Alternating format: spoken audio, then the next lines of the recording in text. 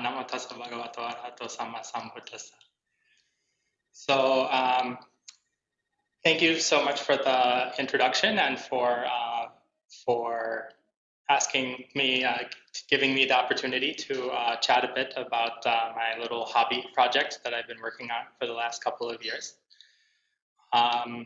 So the plan for the next hour or so is I'll just give a kind of guided tour of the website.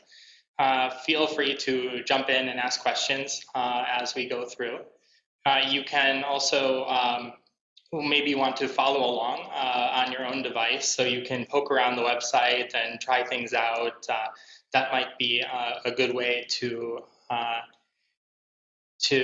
make the learning more practical, make it hands-on. So you can feel free to open a new tab or have another device or something to kind of follow along. But I'll also be sharing my screen and going through the website like that. So, and then I'll be mostly focusing on how to use the site, practical. But if you have any questions about my methodology or the history or the motivation or my own the journey or anything, of course you can ask anything you like at the end. So, is that clear? Any questions before we begin? No? Okay, then I'll share my screen.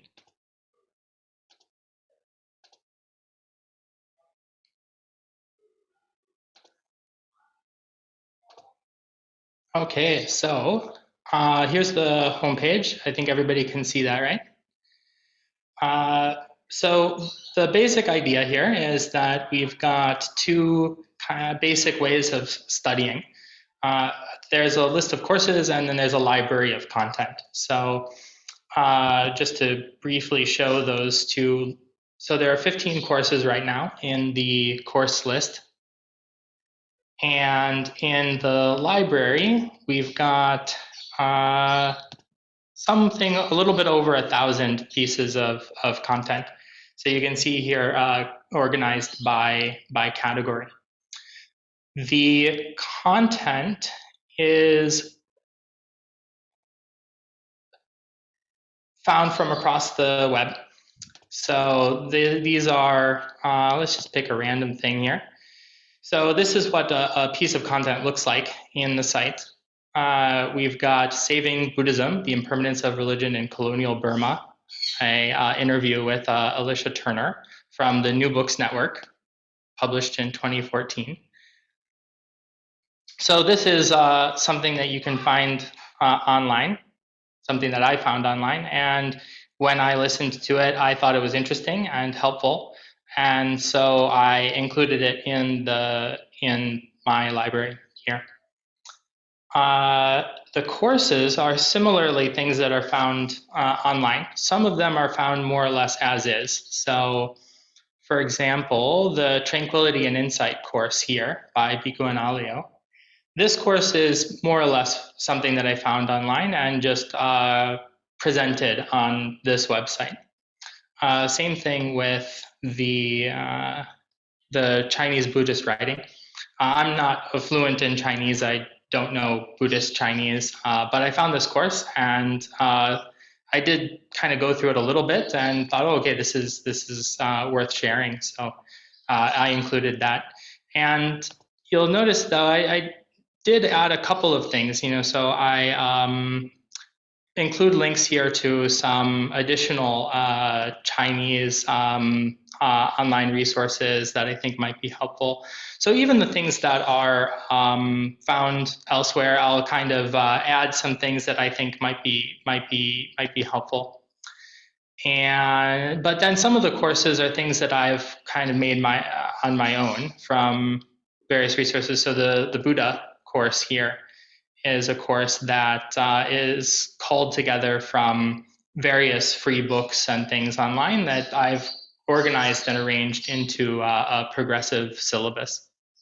So all of the courses in the university, in the website, are self-paced. So this isn't this isn't something that you sign up for a course and you have to show up at a certain time and there's a professor, and there's homework, and it's more, just there's a playlist of content, and you just kind of can go through and read the readings and listen to the lectures and do it kind of at your own pace.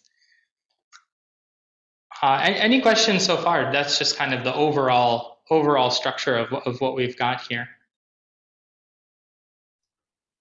Yes, I have a question. May I ask it? Yes, please. Yeah. Do you also have notes on the people who gave the course, that you have an idea who does what?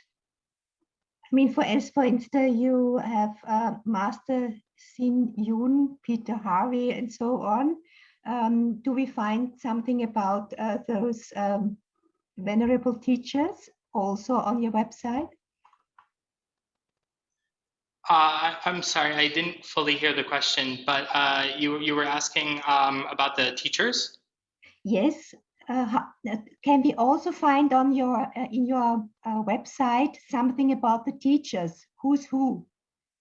Oh, yes. So yeah, in the library here, I do have this authors list.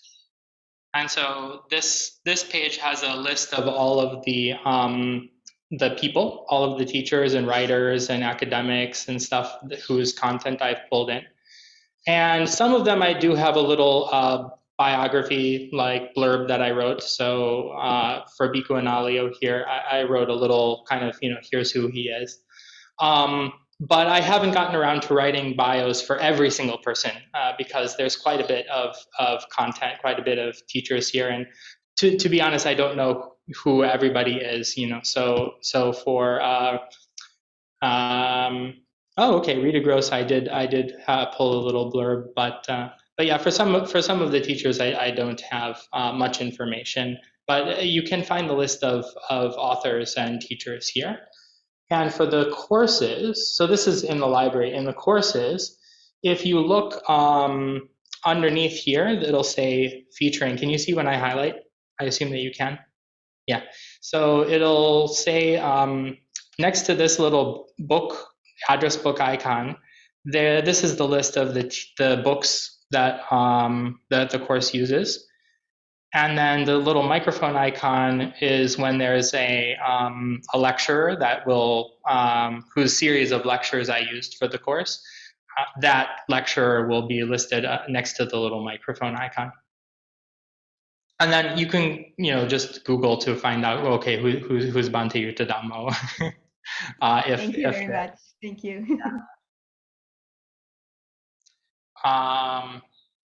So yeah, so I'm pulling it together. I'm doing my best to vet, that these are all things that I have found helpful for myself. So I figured, okay, it might be something helpful for other people. Yeah.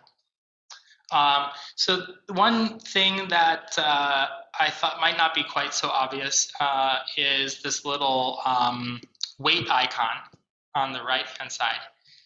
You can see this gives you an idea of about how long the course will take. So a 2, a 3, a 4 is about a normal semester university undergrad kind of course. That's what I had in my head.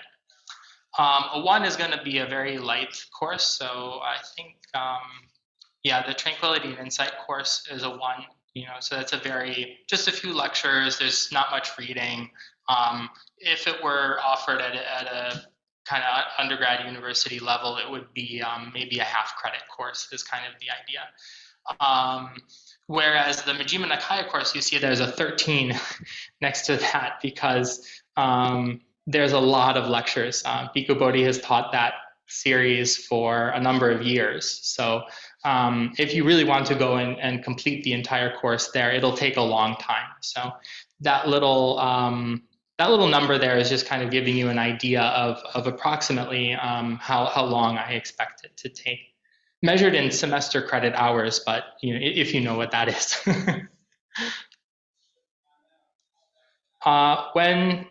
actually taking a course, so if you say, okay, Buddhism 101, that sounds interesting. How I recommend is just kind of reading through the syllabus once first. Think, like a university course. You would read through the syllabus once at the beginning of the class and get just kind of an overview, an idea of like what is this course talking about? What are we going to cover? Get an idea of how the pieces fit together.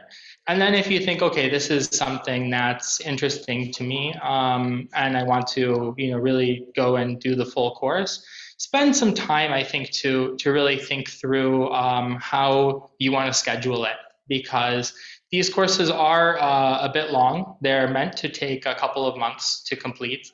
They're meant to be rigorous, university style courses. So it is something that you're going to have to kind of pick for yourself. Okay, I'm going to dedicate a couple hours on Saturday or Sunday, or maybe an hour on Tuesday, an hour on Thursday, whatever works for you. But really set aside a time every week that you dedicate to working your way through the course, because it's not the kind of thing that that you can just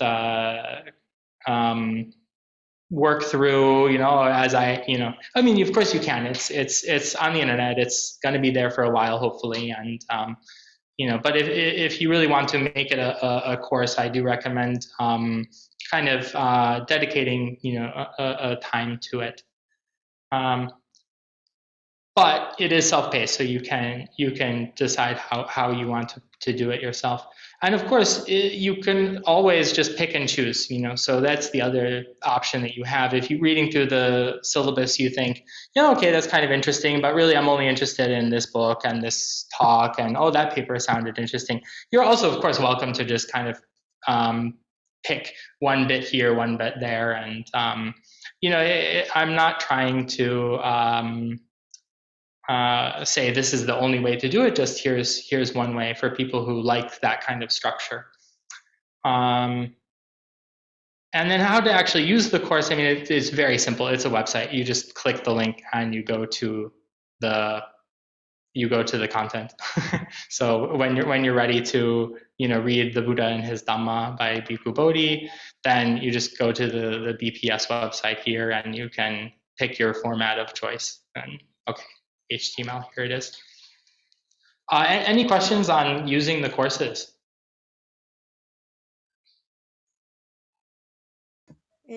Yes, Bante, one practical question.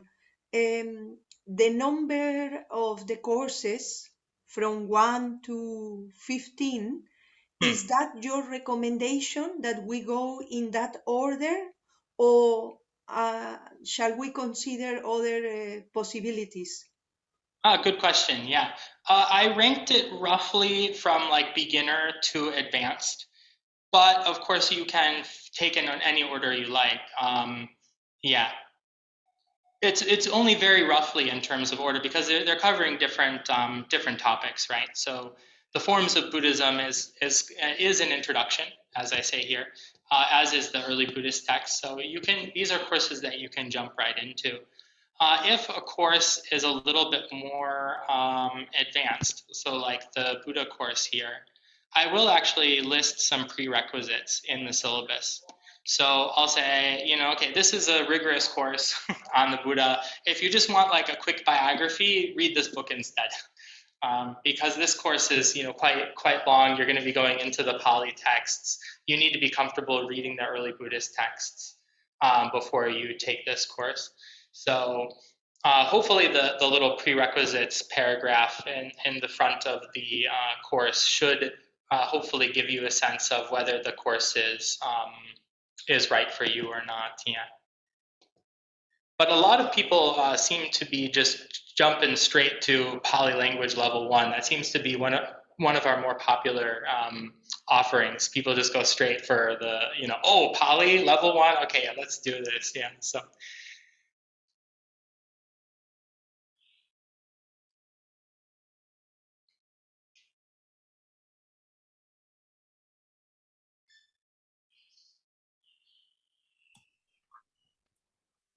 I'm especially proud of the function of Buddhism course. I think this course actually turned out really, really nice. I matched up Bhikkhu Chintita's Buddhist Life, Buddhist Path as the textbook, and kind of wove it together with Bhante Yuttadamo's Los Angeles lectures, which is a series of lectures he gave when he was staying at a temple in Los Angeles. And yeah, I think they weren't meant to go together. He wasn't teaching from the book, but I thought that they complemented each other really well, because they both they both are covering the same kind of topic, but from two different angles, and I thought that they really worked well together. So this is one course that I particularly think turned out really nicely, if you're looking for a place to start.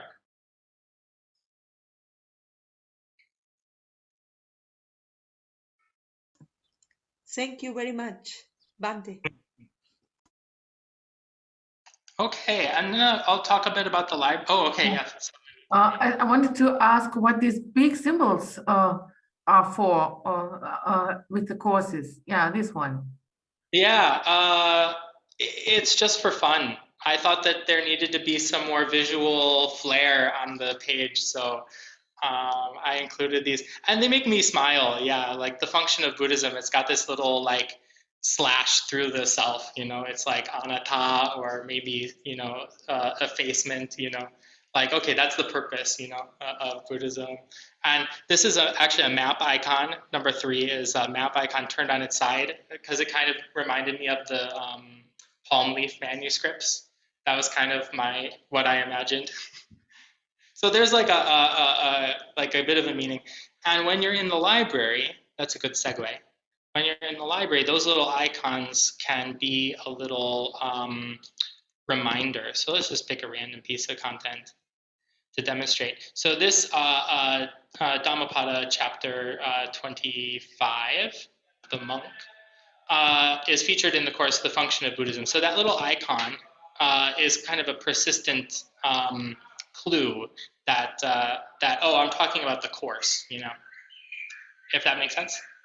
So that way, when you see a little like, oh, it's featured in this course, you see that icon, and maybe you can recognize, oh, okay, that this is going to link me to that same to the same course. Thank you. So just like a little visual language. So also, we've got this little speaker icon. That's letting you know that this is an audio or video piece of content. Let's go back to the library. I can show that.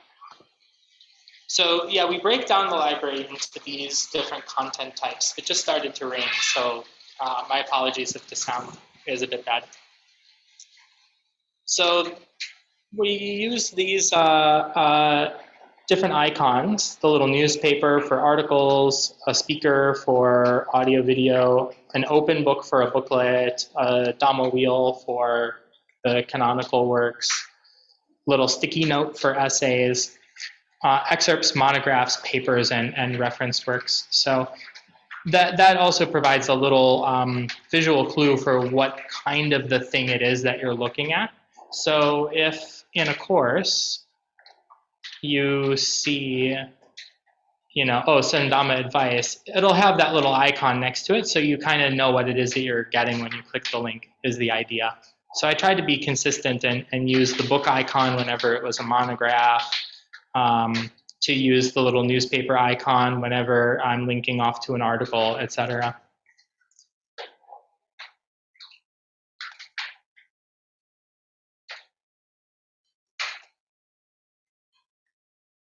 And the other thing that might, so this is kind of, so this is the main page for the library. The main way that we organize things is by topic. And the topic is hierarchical. So you've got Buddhism at the top here. And then Buddhism gets divided into the function, the form, and the early Buddhist texts. And then each of those gets further subdivided into, for example, the function of Buddhism, it has two parts, the path and the fruit, right? So nibbana and the path. And then the path, of course, has three components, right? Sila, samadhi, and panya, right? Which I've translated as ethics, meditation, and philosophy. So that's kind of how this page works. But you might notice that, okay, the function of Buddhism, this topic, that's the same name as this course, the function of Buddhism. And that's not a coincidence because this is actually the same content, just presented in two different ways. So whereas the course is my attempt at, weaving everything together into what I feel is a compelling syllabus. If I were to teach this as a university course, this is maybe how I would structure it. If you just want the bibliography, just give me the list of the works here. That's what this page is for. This is just, okay, here's all of the works, all of the pieces, individual pieces of content just listed by category. The ones in the boxes here, these are pieces that are featured in the course. And then the list of extra stuff at the end are in the course presented as further reading. So in every course, there's a list of further reading. These are things that, if you're interested, you want to keep diving into this topic, these are some additional things that you might consider. And those get placed as those just individual links at the end of each categorical section. If that's making sense. So the idea here is that the things that are highlighted in the bibliography are really solidly about this topic. And then the things that are linked here are things that are just kind of tangentially about that topic. So a first-person account of using mindfulness as a therapeutical tool in the Palestinian territories, right? It's one specific example of how you can use Buddhist psychotechnology to out in the world, right? And to have a positive impact, right? But it's not like the core of the function of Buddhism, right? So that article gets listed as further reading in the function of Buddhism, but it gets top billing in the meditation.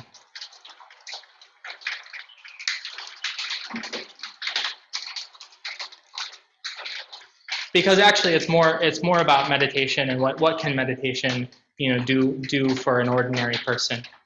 So one piece of content will appear in multiple different bibliographies based on these tags in the piece of content. So this piece of content, I've featured it in the meditation, engaged Buddhism, and function of Buddhism bibliographies. So that kind of gives you an idea of what this thing is about, or maybe who I would recommend it to. Any questions on that so far?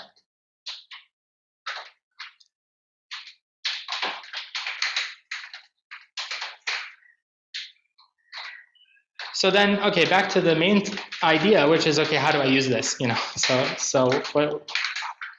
I think that basically the idea, my idea at least, was to create something that really could serve as a library. Like, I have very fond memories as a child going to my local public library and just wandering through the shelves and, oh, that looks interesting, and taking a book off the shelf and kind of thumbing through it and, oh, okay, that's interesting. And that was kind of the feeling that I wanted to come across here, that you can just kind of peruse whenever you want, whenever you have time. You can just, oh, okay, like, let's learn a bit about engaged Buddhism, like and then you can just kind of skim through and, okay, that looks interesting. So towards that end, I included these little like best of and recommended labels to kind of point out or highlight the things that I feel were especially well written or especially compelling. So best of is kind of like 5-star, like, I loved it. Recommended is like 4 stars, like really solid. And then the other things are like good too. I included it. I do recommend it, but maybe not as highly as the ones that I put the little label on. So just kind of giving you a little clue of like, oh, if you're just like perusing through, you might want to look at these first, But of course, if Chinese Pure Land in the human realm sounds interesting, okay, here it is. You can, click and start listening.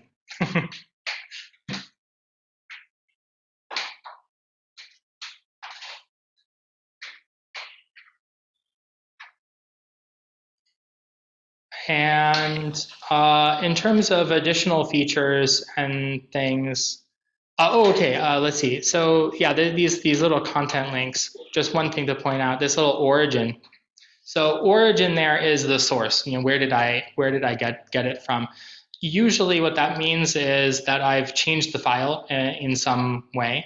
So in this case, actually, this MP3 is, I don't know if you can see that at the bottom, very tiny, but this is actually a link to buddhistuniversity.net/whatever.m4a. So this was actually a case where I took an interview that existed out on the internet and then I cut it down because, okay, the whole thing was a bit long. I wasn't getting much out of it, but there was one part of it that I felt was really, really like interesting and very worth sharing. So I actually edited the file and cut out that one bit and put it here. But then, of course, Origin gives you a link to the full version of the file if you're interested. Another example from just recently is Mindfulness in plain English. So here I'm using the search function. So in this case, I found, we can click on Origin. Here is like somebody had found a draft of the book and then typed it all out and put it online. So this is actually the draft of the book. It wasn't the actual book itself. This was because the book itself is under copyright. But recently I found that there is actually a freely available version of the book through the Taiwanese corporate body of the Buddha Educational Foundation, I think is the name of the organization. They actually have an agreement with the copyright owner to distribute it for free. So, okay, great, I can link to that PDF. So that's another example of one where you'll find this little origin thing, just so you know, like, origin, what does that mean? It means, okay, here's the original version of whatever it is. But the recommended version is usually the one on the left.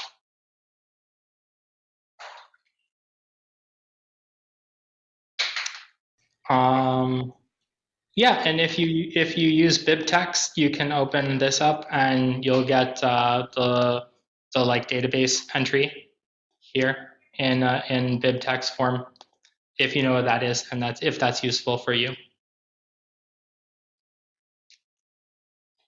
And I also do organize in the library, like, here's all of the things by Wisdom Publications.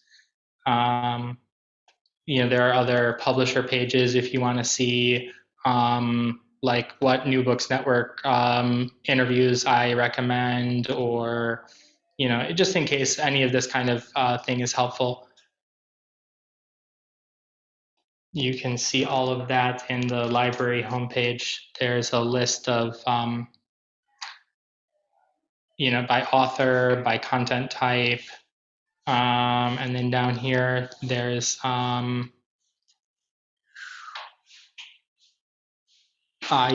links to the publishers, links to the journals, and links to all of the sources. So yeah, if you're really curious, like, where did I get all this stuff? this is where I got all this stuff from. This is, to the best of my ability, at least, this is all of the websites I'm aware of that give free content on Buddhism. If you know any that aren't on this list, please let me know so I can add it. Yeah. So that's the library. Any questions on using the library?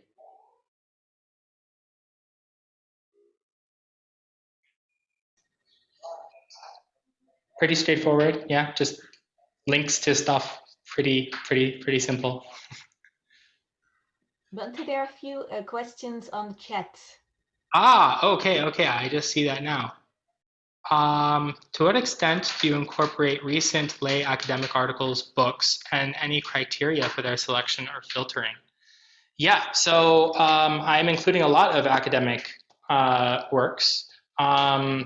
It's a combination of, see if I move the window, does that work? Okay, yeah.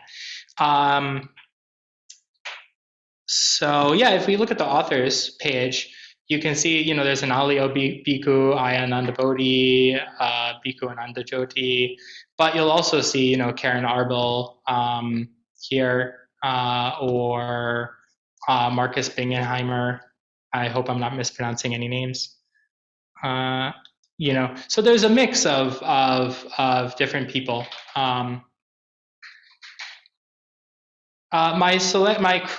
The second part of your question was any criteria for their selection or filtering.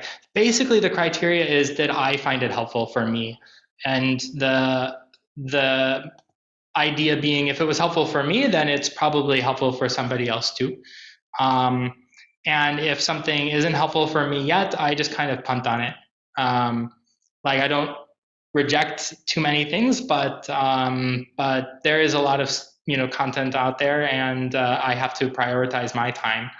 And I'm not going to recommend something on the website unless it's something that I've personally vetted.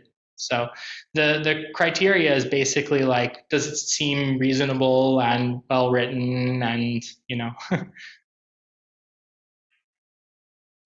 and yeah, of course the material can be downloaded. Yeah, that's kind of the point.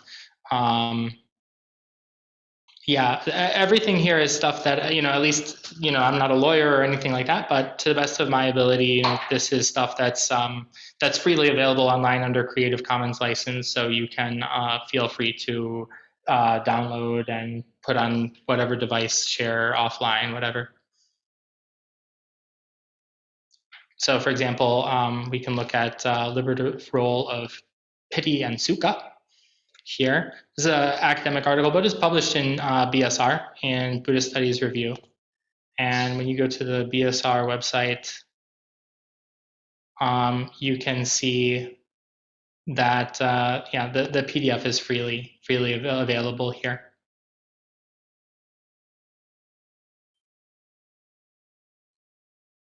So yeah, I'm not producing much original content. It's mostly stuff that I'm finding in the course of my own studies.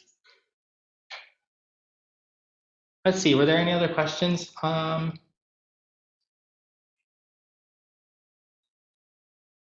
What is EPUB for? Oh, EPUB is a different format. So PDF is kind of the standard format for reading ebooks that you're probably familiar with.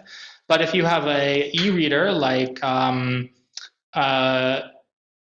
let's see, the Kindle has a different format, but most of the other Kindle-like e-readers will use EPUB. There's also a number of apps on smartphones or tablets that you can use that read EPUB.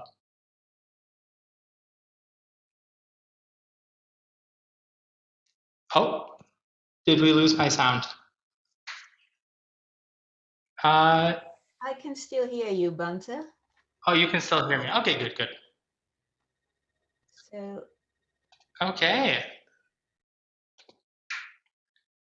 So yeah, additional features, there's a search if you remember something, oh, what was that, if you're looking for something specific, you can search there.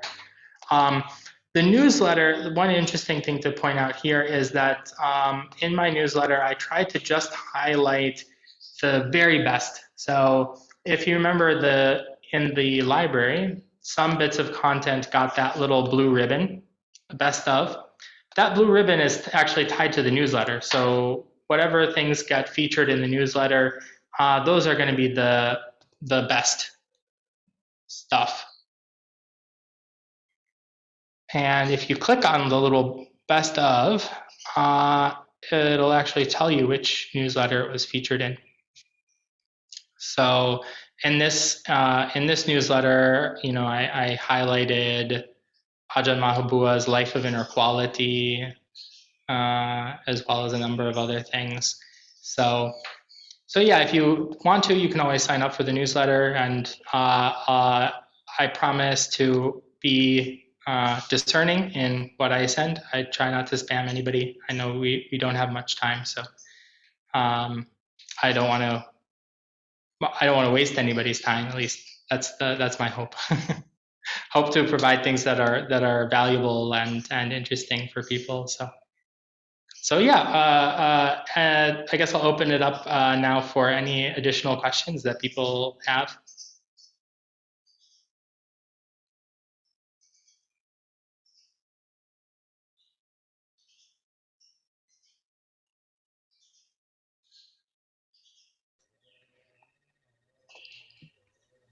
Bante, I noticed on the homepage you also mentioned the forum, and I think people can also send you a private message there if they have a question about the website later on.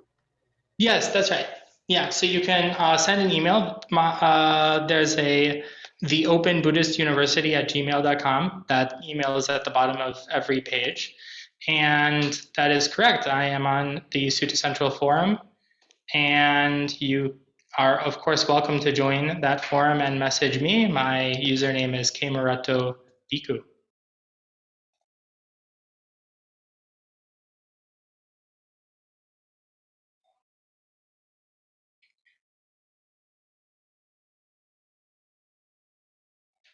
So, okay.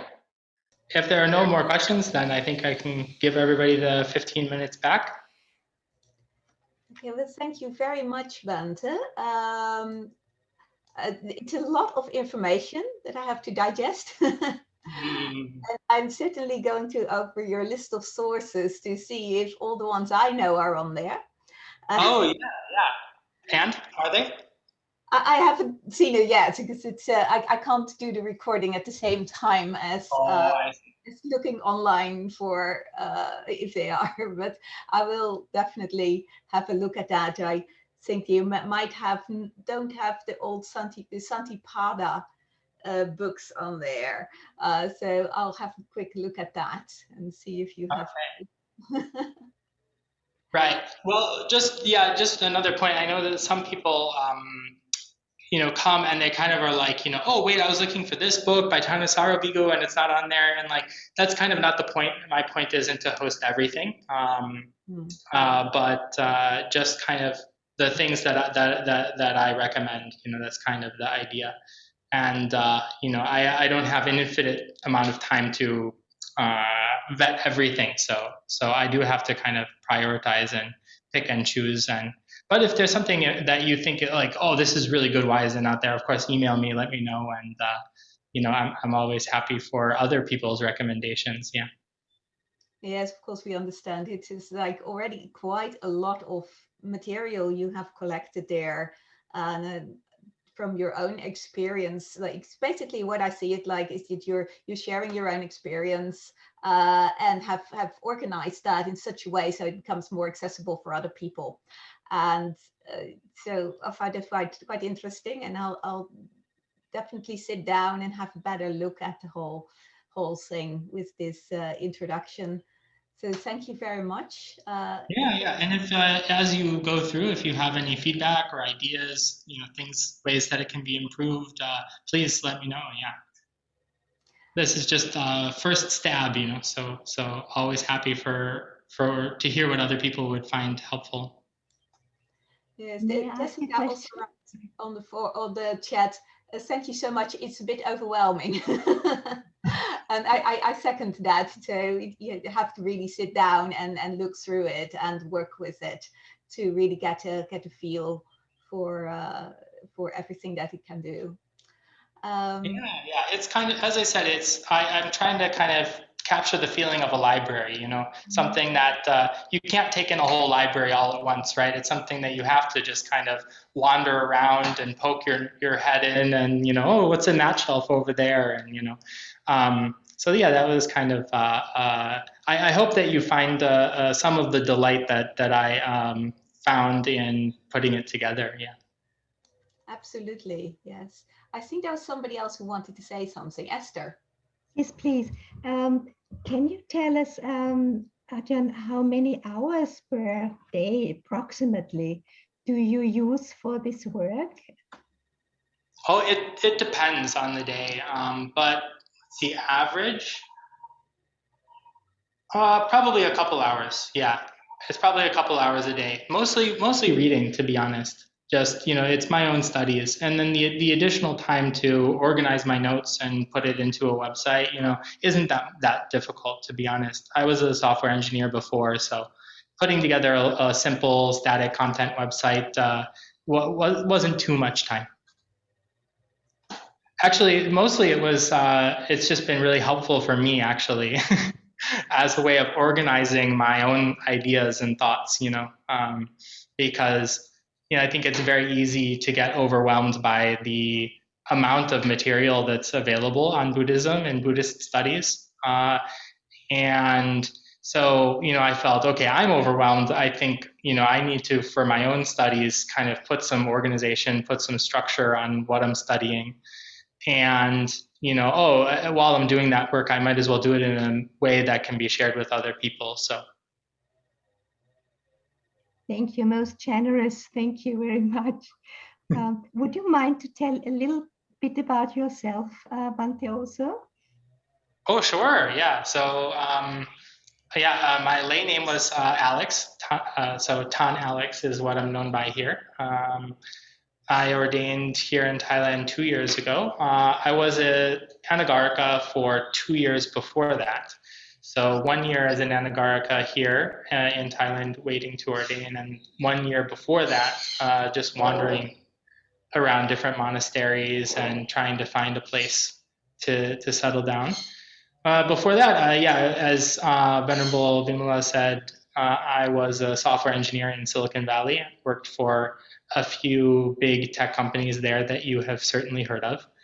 And kind of grew a bit disillusioned with consumer technology and moved actually into education technology. Worked at a startup in New York for a couple of years, doing oddly enough doing education software. So kind of was good prep, I guess, for this. Yeah, I had to say thank you, Esther, also for that question. I had been wondering about that because I've been, especially actually as a monastic, I started getting more into development because I started working for City Central, and having come in contact with a lot of developers since that time. Most of the time it's their dream to work in Silicon Valley, and they wouldn't be able to conceive of the possibility of giving up their dream and just become homeless, basically, and become a monk. So I wish that I'd met you earlier and I could have introduced you to them. Yeah, well, it was very funny, like I had lots of millionaire friends, in Silicon Valley, and I also had, very poor friends, and it was very interesting to me to see that rich people are not that much happier, like they're still dealing with the same stresses that everybody else is dealing with, and you always hear, oh, money can't buy happiness, but then it really just hits you in the face, when you can see it, for yourself, when you have, why is this friend of mine so unhappy all the time? Like, he's so rich, like he doesn't need to worry about any of this stuff, but still he's worried about all of these things, And so then you realize, oh, the real problem is, what's in here, So yeah, you see that, you get to experience it, and at least for me, it was kind of that really kind of drove it home for me. Oh yeah, happiness comes from inside. Yeah. Did you know Buddhism already at that time? I had been introduced in university, so in my freshman year, I started to meditate because I was very stressed from the schoolwork and being away from home for the first time. And so I started meditating at the local Zen group, but I wasn't Buddhist. It was like a secular kind of thing. But then in my junior year, I had a very good professor who was a professor of cultural history, and he had written a book of comparative religion, where he, as an atheist, kind of presented what he sees in the various world religions, what wisdom about happiness and living a good life and being an ethical person what can we learn when we actually study these traditions, and not in a superficial kind of perennial philosophy kind of way, but in a deep, he was a cultural history professor. He knows how to appreciate something within its own cultural context, and so that book and discussing with that professor really opened my eyes to, oh yeah, okay, yeah, there's something to this idea of really, well, just of wisdom, of not just living your life in a reactive way, but being more proactive and thinking, how can I live my life in a better way? How can I really actively try to cultivate the skill of happiness, rather than just waiting for it to come, what can I actually do to learn how to do it? And so my eyes started to be opened about that in university, but it wasn't until after university I visited Thailand the first time, just as a tourist, but came to Thailand and saw a Buddhist country, and just immediately was just really struck by how generous and kind and thoughtful the people were. And when I would ask them about Buddhism and about their religion, I was just very, very impressed. It was sort of, it wasn't about mythology or, oh, God created it wasn't this kind of thing, which I'm used to from the Christian background. It was, just be a good person, be kind, be generous. This is what people understand about Buddhism, and I thought, oh, okay, you get it. You understand what the point is. The point isn't the stories, it's about being living your life well. And so that kind of really started to get my interest piqued in Buddhism specifically. So then I started to study more and more, and well, now more and more and more. so yeah, that was maybe 7 years ago. Yeah. Thank you so much. Yeah, I find it very inspiring always to hear people's own background stories and how they make this step, because for us from the West, it's not like a very logical step quite often to take from Christianity to Buddhism, first of all, and then also going to another country, which was very different culture. So I always find it very interesting to hear how people come in that direction. Bante, thank you so much for this presentation and for putting together this library.